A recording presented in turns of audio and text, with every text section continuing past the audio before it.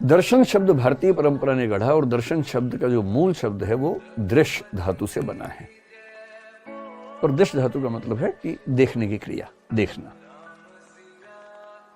अब देखते तो हम ही, आप मुझे देख ही रहे हैं इस समय, लेकिन मैं ये नहीं कहूंगा कि आप दार्शनिक हैं, है ना। देखना भी तो कई स्तरों पे होता है ना।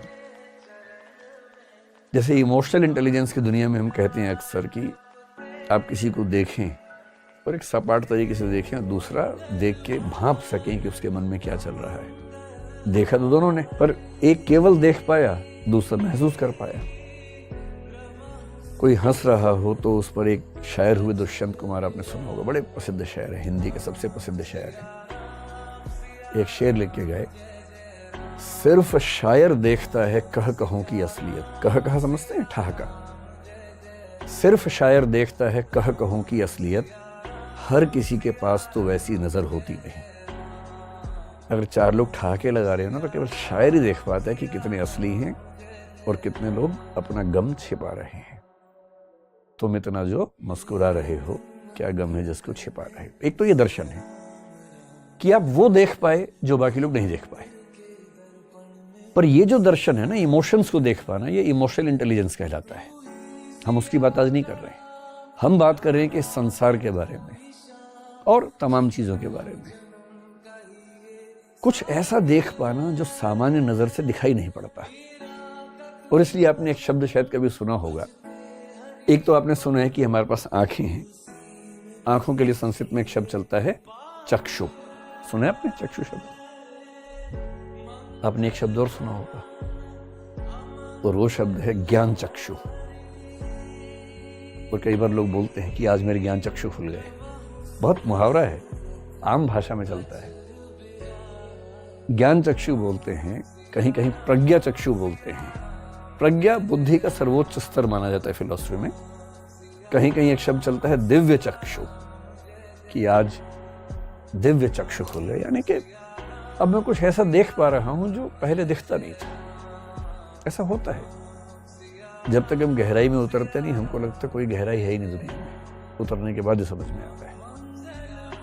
और इसलिए सबसे आसान है किसी को खारिज करना। सबसे आसान बुराई करना, खारिज करना। मुश्किल है गहराई में जाने के बाद, समझने के बाद ये कह पाना कि ठीक है, कि गलत है। तो भारत में दर्शन का मतलब है प्रज्ञा चक्षु, ज्ञान चक्षु के स्तर पर जाकर इस दुनिया को, जीवन को, जीवन के रहस्यों को समझने की स्थिति में आना। मोटा मोटा मतलब मैं आपको समझाता हूं इसका क्या होता है। जब हम दर्शन पढ़ेंगे तो मैं कुछ और गहराई में जाएंगे। हालांकि उतनी गहराई में कभी नहीं जाएंगे जितना एमए की डिग्री में होती है, यूपीएससी के एग्जाम में होती है। हम केवल उतना समझेंगे फिलोसफी जितना एक आम आदमी को समझ में आए और उसको अपनी जिंदगी को बेहतर बनाने का मौका मिले। इस चैनल का मूल उद्देश्य जो मैंने आपको बताया था वो यही है कि चर्चाओं का स्तर बेहतर हो समाज में। तो दर्शन की बात क्यों बाबाओं से ही सुननी है हमेशा? भाई आप खुद सुन लीजिए, खुद बाबा बन जाइए, उसमें क्या दिक्कत है? अपना अपना अपने अपने हिस्से के बाबा हम सब बन सकते हैं। क्यों किसी और से सीखेंगे? खुद सीखेंगे। तो आपने सुना होगा कि एक बार महात्मा बुद्ध ने तपस्या की, करीब 6 साल तपस्या की। उसके बाद उनको ज्ञान की प्राप्ति हुई। इतिहास में पढ़ाई होगा। वो कैसा ज्ञान था? जैन धर्म के संस्थापकों में जिनका सबसे ज्यादा सम्मान है, तीर्थंकर महावीर जैन, या भगवान महावीर कहते हैं, 12 साल तपस्या की उन्होंने, तब उनको ज्ञान की प्राप्ति हुई। केवल ज्ञान बोलते हैं जैन दर्शन में। गुरु नानक एक बार ज्ञान की खोज में जब परेशान थे, कहते हैं कि वो एक बार एक नदी पार करके गए, एक वन क्षेत्र में कुछ दिन, शायद 3 दिन वहां रहे, और उसके बाद उनको महसूस हुआ कि उनको रियलाइजेशन हो गया है। महर्षि अरविंद स्वाधीनता संग्राम में स्वाधीनता के सेनानी थे। फिर वो जेल गए, जेल में 1 साल एकांत कारावास में रहे। वहां उन्होंने एक रियलाइजेशन किया, और जब बाहर आए तो उनको लगा कि राष्ट्रीय आंदोलन एक बड़ी बात है, पर बहुत बड़ी बात नहीं है, उससे कुछ बड़ा अब मुझे करना है। ये रियलाइजेशन। आदि गुरु शंकराचार्य हैं जो अद्वैत वेदांत की बात करते हैं, उन्होंने इसकी बात की। क्या ज्ञान होता है? एक दौर में जब मैं नास्तिक किस्म का व्यक्ति था, मुझे इन सब बातों में हंसी आती थी, बेकार की बात, क्या ज्ञान हो गया। हम इतना जीएस पढ़ रहे हैं, इतनी बुक पढ़ रहे हैं, तो ज्ञान नहीं हो रहा। लेकिन ऐसा होता है, मूर्ख व्यक्ति ज़्यादा बोलता है। धीरे धीरे जब आप समझने लगते हैं, आप कम बोलने लगते हैं, समझ जाते हैं कि गहराई सिर्फ हमारे अंदर नहीं, हमसे गहरे गहरे बहुत लोग दुनिया में हुए हैं। हमसे बेहतर, हमसे अच्छे, हमसे गहरे अनगिनत लोग दुनिया में हैं। ये जो ज्ञान होता है ना, इसको बोलते हैं प्रज्ञा चक्षु का खुलना। दर्शन की भाषा में बोलते हैं कि हम दुनिया में जो कुछ भी समझते हैं वो कैटेगरीज में समझते हैं, हाँ ना, अच्छा बुरा। एक समय के बाद अब इन कैटेगरीज से मुक्त होकर सोचने की स्थिति में आते हैं। जैन धर्म में एक बड़ा गहरा विचार है स्यादवाद, हम जल्दी ही समझेंगे 2-4 दिनों में। शायद 2-4 दिन का मतलब वीडियो तो 7-7 दिन के बाद शायद आते हैं, मतलब 1 आध महीने बाद। इतनी गहरी बात जैन दर्शन ने कही स्यादवाद में, ज्ञान के स्तर पर, जिसको आजकल हम आर्टिफिशियल इंटेलिजेंस कहते हैं। अगर उसका बहुत गहरा बेस ढूंढना हो तो आपको जैन फिलॉसफी में नजर आएगा। तो जब आपकी ज्ञान की क्षमताएं अचानक बढ़ जाएं, खुल जाएं, और तो हम बोलते हैं कि आंखें तो वही हैं, पर उन्हीं आंखों से अब दिख कुछ और रहा है, कुछ गहरा दिख रहा है। अंग्रेजी का मुहावरा है रीडिंग बिटवीन द लाइन्स। एक लाइन में जो लिखा है, दूसरी लाइन में जो लिखा है, गहरे लोग उनके बीच में भी पढ़ लेते हैं। गहरे लोग शब्दों के बीच के गैप को भी पढ़ लेते हैं। और गहरे लोग कह के नहीं कहते, उनका कुछ नहीं कहना भी कहना होता है, साइलेंस को भी पढ़ लेते हैं। इसको बोलते हैं ज्ञान चक्षु, प्रज्ञा चक्षु। आपके तो खुले ही हुए देख के लग रहा है, लेकिन मतलब आसान नहीं होता है मुश्किल काम होता है। पश्चिम की दुनिया अलग है। भारत की दुनिया में एक सामान्य बात है, भारत में कुल 9 दर्शन हम मान के चलते हैं, जो स्थापित दर्शन है 9 है। इनमें से एक है चारवाक, उसे अगर छोड़ दें, बाकी 8 का मानना है कि ये जगत दुखों से भरा है और दुखों से मुक्त होने की प्रक्रिया दर्शन का, धर्म का मूल उद्देश्य है। दुखों से मुक्त कैसे होंगे, इसके लिए 8 का जवाब है मोक्ष, लिबरेशन, मुक्ति, निर्वाण, कैवल्य, अपवर्ग, उसी के बहुत सारे नाम हैं और सबने अपने अपने तरीके बताए हैं कि कैसे वो सब होगा। तो भारतीय दर्शन की नेचर सामान्यतः एक आध्यात्मिक किस्म की है, चारवाक को छोड़ दें अगर। पश्चिम की दुनिया थोड़ी सी अलग है, और पश्चिम में शब्द चला फिलॉसफी, जो कि 2 शब्दों से मिलकर बना। एक शब्द है फिलोस और एक है सोफिया। फिलोस का मतलब होता है प्यार, मोहब्बत, इश्क, प्रेम। सोफिया का मतलब है ज्ञान, नॉलेज। अगर आपको ज्ञान से प्यार हो जाए, ज्ञान नाम के व्यक्ति से नहीं,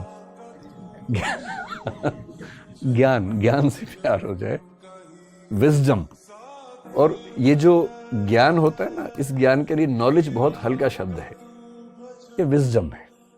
नॉलेज का मतलब जानकारी नहीं होता कि कई ऐसे मूर्ख लोग आपको मिलेंगे, कहेंगे कि मुझे भारत के सब राज्यों की राजधानी याद है, तुम्हें है? अच्छा, राजधानी याद होने से क्या हो गया?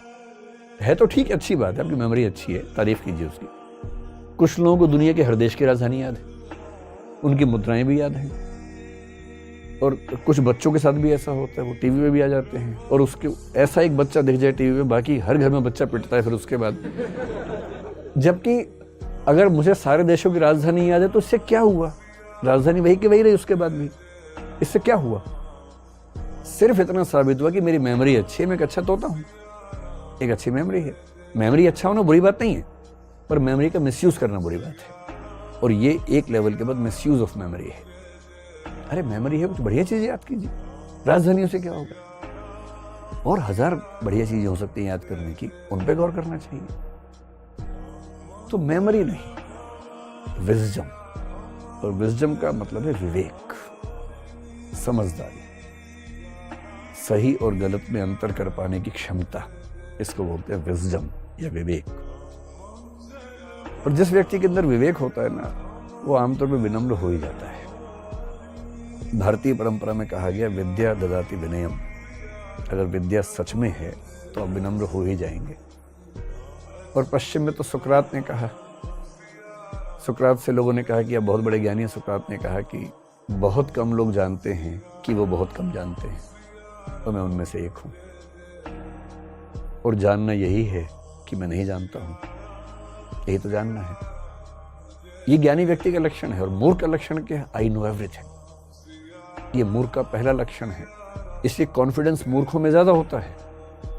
अगर कोई बहुत कॉन्फिडेंट दिखे तो आप अंदाज़ा लगा सकते हैं, और कॉन्फिडेंस किसी में ना दिखे पर बातें गहरी हों तो भी अंदाज़ा लगा सकते हैं। तो कुछ लोगों को मोहब्बत हो गई ज्ञान से, कि वो जानना चाहते हैं, ये भी समझना चाहते हैं, वो भी समझना चाहते हैं। तो आप सोचेंगे कि यार कितना पढ़ते होंगे ये लोग। तो जैसे आप लोग अपना काम करने के बाद खाली टाइम में अपनी हॉबीज़ पूरी करते हैं, खेलते हैं, दोस्तों से बात करते हैं, तो इनकी हॉबी ही होती है पढ़ना, सीखना, ऑब्जर्व करना, बात करना किसी समझदार व्यक्ति से। जॉन डेवी एक अच्छा दार्शनिक अमेरिका में 20वीं सदी में हुआ। उसने बड़ी गहरी बात कही। एजुकेशन की फिलॉसफी में उसका नाम सबसे ज़्यादा आजकल चलता है। उसने कहा कि education is not the preparation for life और preparation of life, education is the life in itself. शिक्षा जीवन की तैयारी नहीं है, शिक्षा जीवन है, ज्ञान जीवन है।